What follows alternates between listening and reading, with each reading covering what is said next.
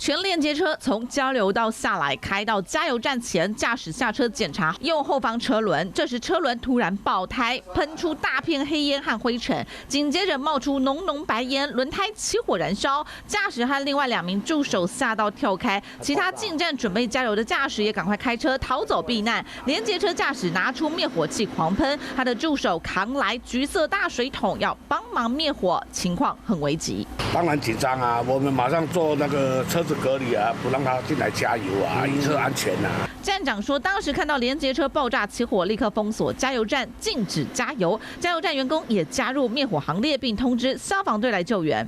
初步调查，由城南驾驶之全连接车原行驶于国道1号北上路段，行至头屋交流道前时，听见车辆后方有异音，即下头屋交流道旁中油加油站前下车检查。此时车辆突冒出火花，司机随即以灭火器灭火，同时向警方及119消防队报案，请求协助。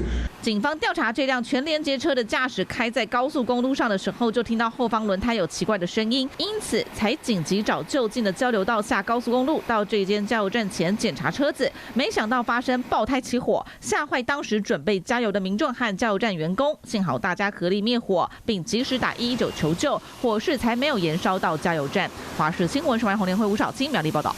Hello， 我是郑雅芳。想要抢先掌握最及时的新闻资讯吗？赶快订阅、按赞、开启小铃铛，锁定华视新闻 YouTube 频道。